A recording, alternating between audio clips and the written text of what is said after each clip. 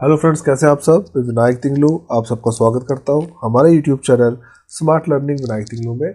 हमारी जो आज की वीडियो रहेगी माइक्रोसॉफ्ट एक्सेल पे रहेगी।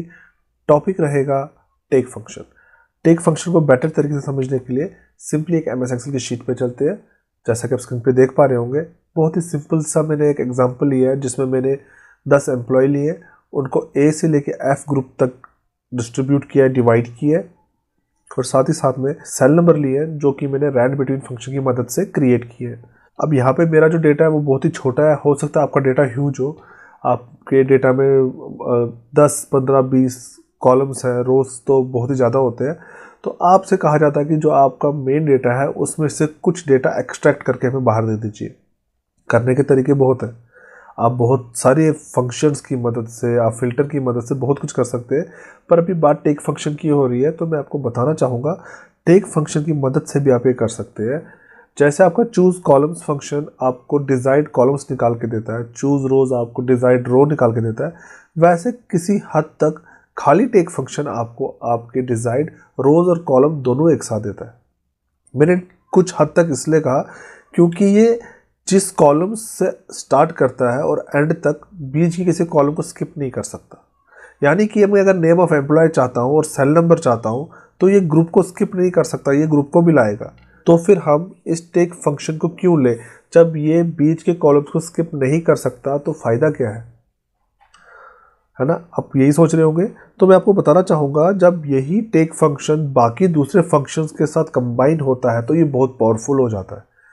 जो एग्जाम्पल मैंने आपके सामने रखी ग्रुप को स्किप करने की, जब इसी टेक फंक्शन और चूज कॉलम्स को एक साथ जोड़ा जाता है तो ये आपको वो फ्रूटफुल रिजल्ट देगा। तो सबसे पहले टेक फंक्शन की बेसिक को समझते हैं, जिसके लिए मैं आपको सिंपली ये कहूँगा कि टेक फंक्शन एक्चुअल में आपके मेन डेटा में से आपको कुछ हद तक का आपका डिजायर्ड डेटा निकाल के देता है। कैसे देता है चलिए सीखते हैं। आपका मेन डेटा है जो सालों से जिस पे आप काम कर रहे हैं, आप उसके साथ छेड़छाड़ नहीं करना चाहते, और मान के चलिए ये वही डेटा है और आपसे कहा जाता है भाई आप हमें serial number, name of employee और ग्रुप दीजिए, सेल नंबर की हमें ज़रूरत नहीं है। तब हम एज यूजुअली जो एक बेसिक तरीका काम करेंगे, हम इसको ले जाके कॉपी कहीं करेंगे फिर पेस्ट करेंगे, है ना। कुछ इस तरीके से करेंगे। पर आज हम कुछ नया सीखेंगे। हम क्या करेंगे, हम लिखेंगे इक्वल टू टेक, टैब को हिट करेंगे, एरे हमारा सीरियल नंबर से लेके प्रॉपर नीचे फुट तक, यानी कि जहाँ तक हमारा डेटा है वहाँ तक होगा। कॉमा को यूज़ करेंगे। अब हमसे रोज़ पूछी जाती है आपको कितनी रोज़ चाहिए, तो यहाँ पे हमें नंबर देना होता है। मान के चलिए मुझे पहले 3 नाम चाहिए, यानी कि विनायक, उज्ज्वलन, अभिजीत। तो सीरियल नंबर 3 है तो हम यहाँ 3 देंगे? बिल्कुल नहीं, क्योंकि अगर हम यहाँ 3 देंगे, अगर आप ध्यान से डेटा देखेंगे तो मेरी डेटा की सिलेक्शन सीरियल नंबर से है, यानी कि ये वाली सेल मेरी, आई एम सॉरी, यानी कि ये वाली सेल कौन सी, ये वाली सेल मेरी पहली रो है ना, फिर ये दूसरी है, फिर तीसरी, फिर चौथी। हमें 3 चाहिए। दैट मीन्स कि मेरे यहाँ पे रोज में मैं 4 लिखूंगा।